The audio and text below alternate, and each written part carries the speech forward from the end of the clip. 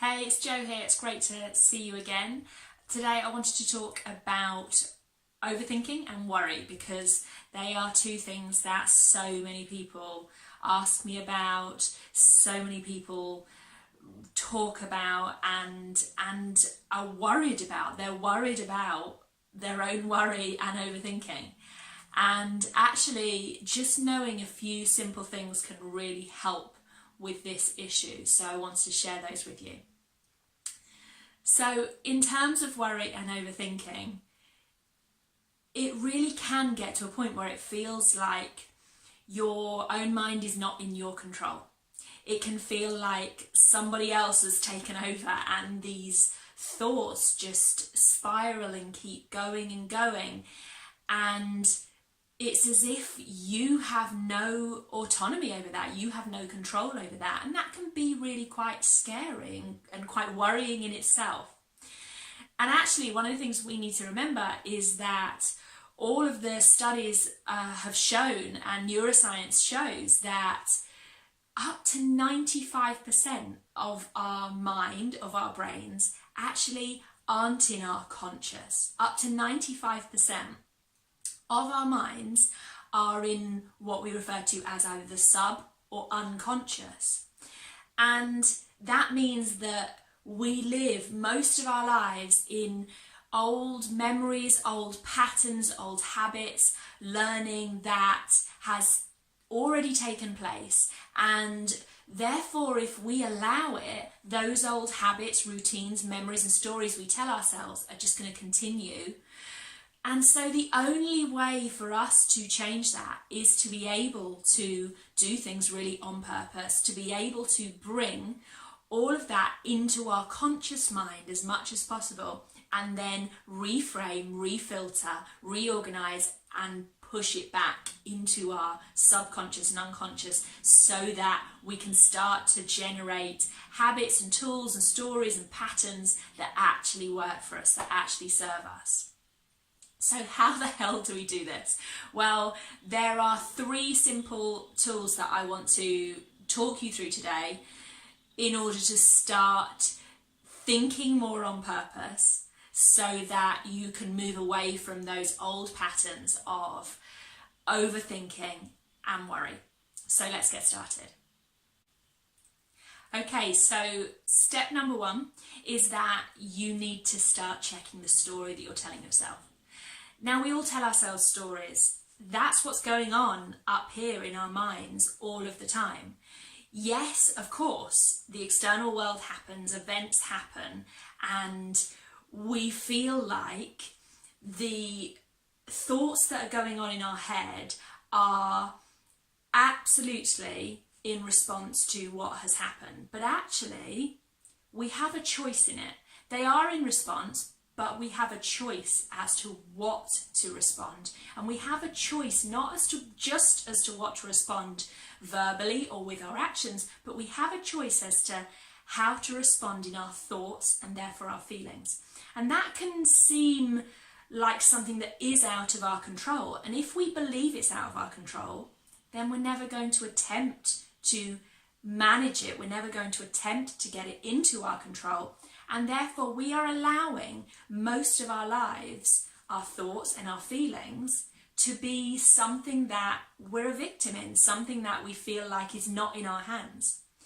Now, to dig a bit deeper into that, okay, have you ever thought to yourself when maybe you're having a conversation with someone or you're interacting with someone, or maybe even you're just home at the end of a long day and you're thinking about different things that have happened, or even you're projecting forward and thinking about what might happen the next day and interactions you might have with people. And you're thinking things like, oh, he thinks I'm stupid. Oh, they clearly think I'm fat and I'm ugly. They definitely think that I can't do this. Or even, I think that I can't do this. Or I know I can't do this. Or I think that I am X, Y, or Z. All of those things, remember, are just thoughts. They're not fact.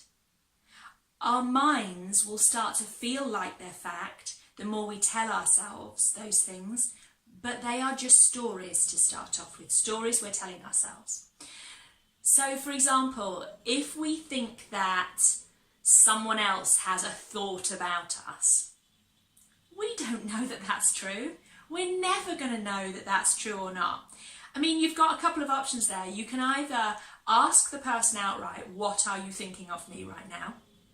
And take them at their word, because they might not necessarily say the truth of what they're thinking. Most of us don't. We either sugarcoat it, or even if they're really blunt and they tell you, that's never going to be the exact words and images that they saw in their mind as thoughts, because thoughts and words are different. So you're never really going to know.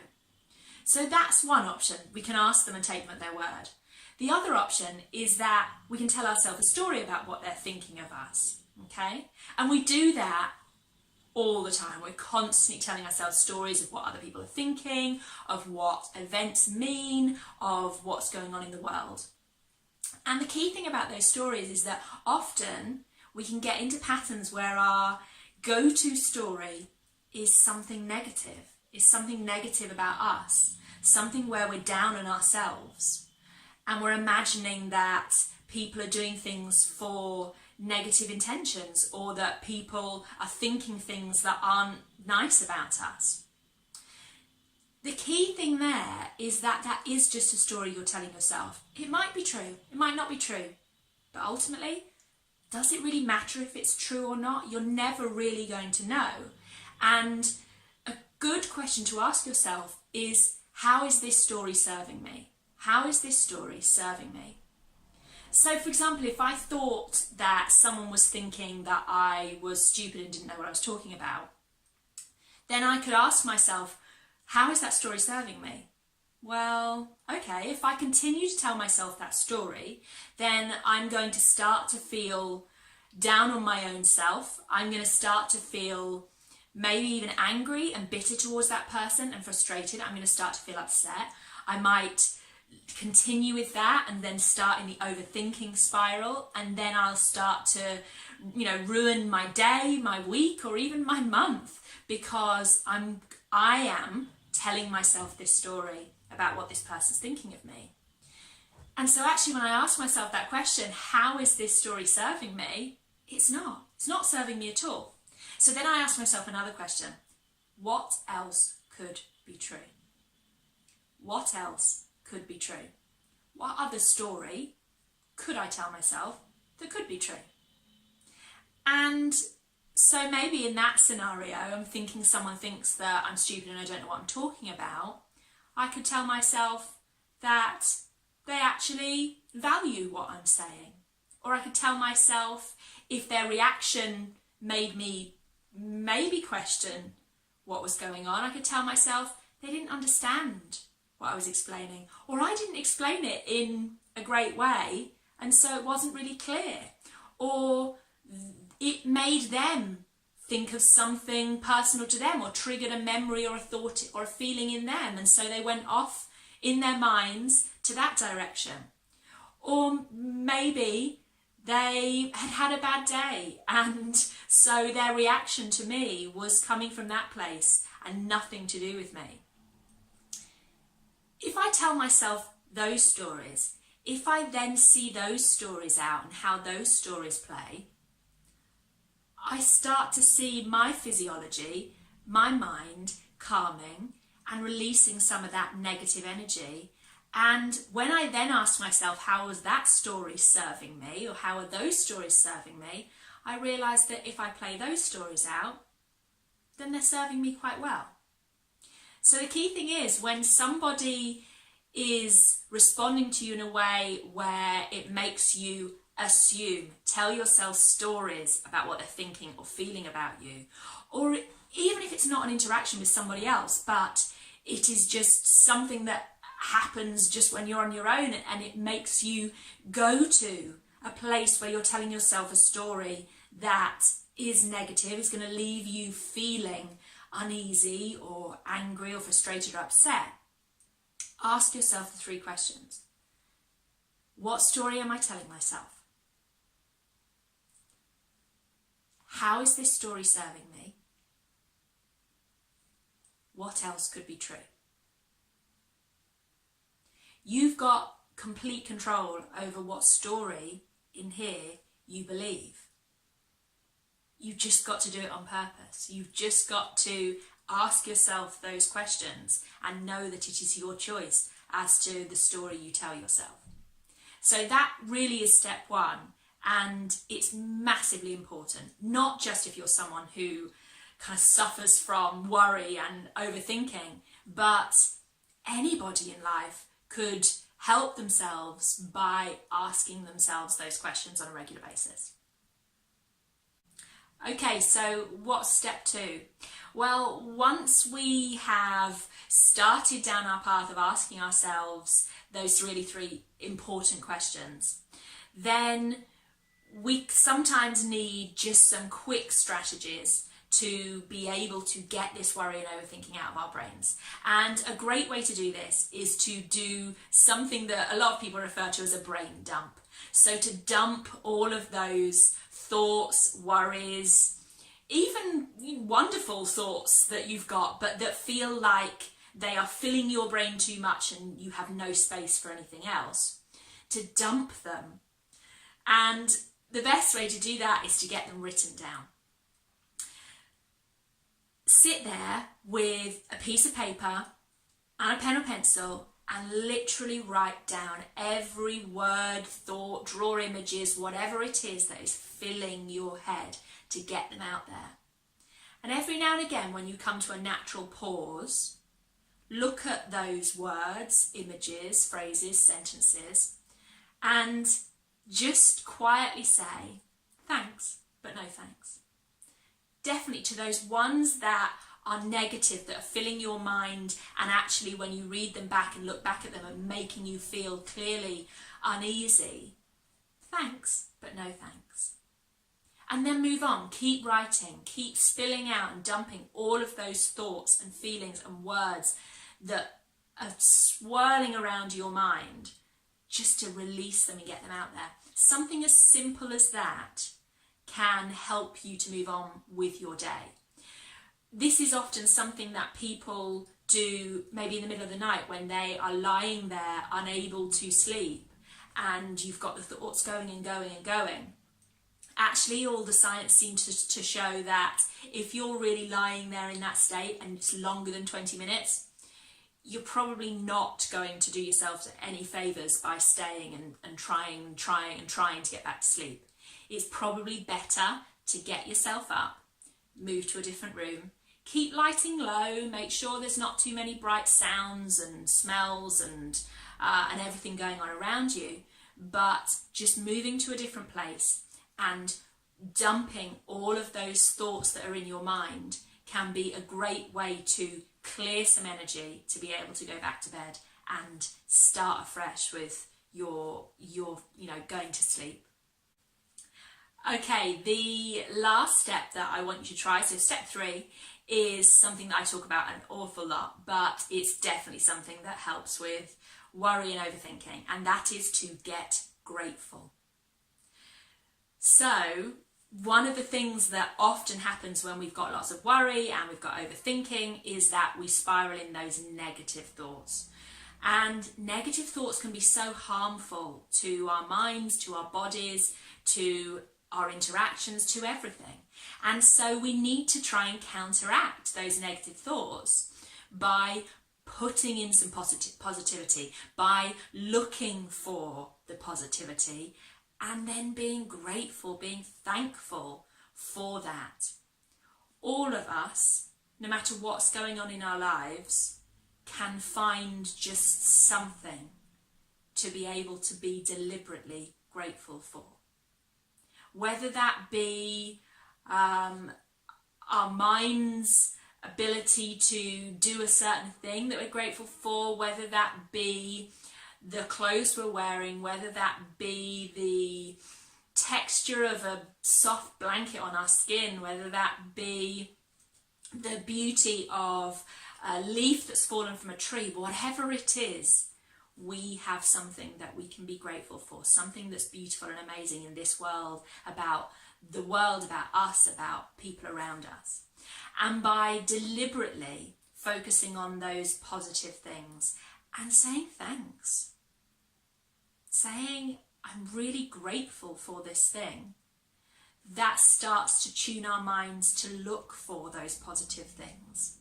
And the more we can tune our minds consciously to look for those positive things, the more that the positives start to filter back into our subconscious and our unconscious mind and start to make up our memories and our patterns and our habits in there. And that's then when it really sticks and it really starts to feel super real for us, and it starts to be something that then we naturally start to do. So every morning, as soon as you wake up, think of one thing you can be grateful for. Whether it's the comfy pillows that you slept on last night, or whether it's just the fact that you woke up and you're excited about the day, or something that happened the day before, whatever that thing is, big or small, say it to yourself either in your mind or out loud if you can.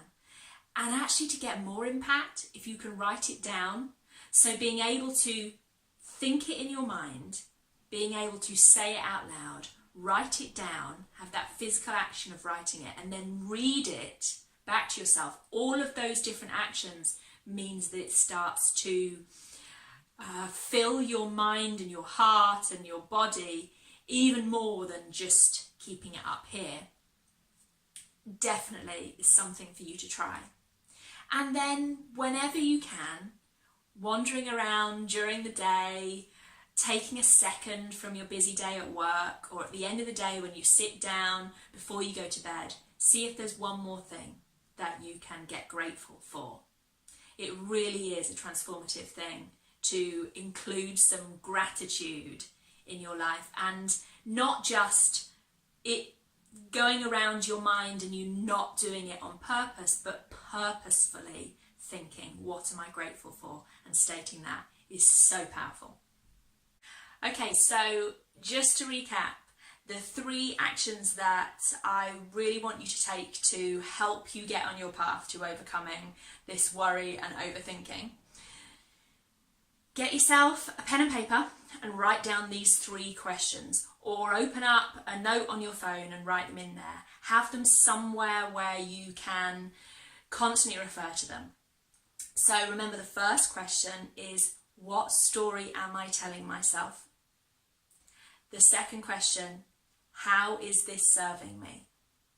And the third question, what else could be true? They're your go-to 3 questions when you find yourself in that worry and overthinking, and actually the stories that you're telling yourself don't seem to be helping you. They're bringing up some difficult feelings inside you. And then the second thing I need you to do is to make sure that you have got a notepad that is always handy to you, or again, you've got a note on your phone ready to go, where whenever you need to, you can dump all of those thoughts. Maybe have something ready by your bed, or ready downstairs by the sofa, because that's the place you're going to go to if it's the middle of the night when this happens. And be ready to be able to dump those thoughts. Make it super easy on yourself that you've got it ready there to go, and so that's not something you need to add to the things to do, the worry, the thoughts in your head. And then the third thing, get grateful in the morning. As soon as you wake up, one thing you're grateful for. And if you can, once throughout the day, maybe while you're having your lunch, that's your time when you think of one more thing you're grateful for. Maybe it is even the food that you're eating. And then just before you go to bed, another thing you're grateful for. Remember, let's train your mind to look for those positives so that it starts to naturally do that itself. So hopefully this has been helpful in some way. I'd love to hear your comments and feedback. So drop me a comment down below if it's something that's been useful to you. Tell me maybe one thing that you are grateful for. Let's get that positivity started and let's get it rolling. And also, if you liked this and you would like to hear more about mindset, confidence, positivity, happiness, joy, and general personal development, then make sure you click the subscribe button so that you can join me for future videos. I'd also love you to join my Wellbeing Tribe. If you head over to my website, the website address will just be there. Then just scroll down to the bottom of any page, click to join my Wellbeing Tribe, and you will get loads more extra positivity and tools and tips and tricks to help you to live the best life you can and to really wake up and start living on purpose. Thank you so much for watching and being with me today, and I'll see you again next time. Take care.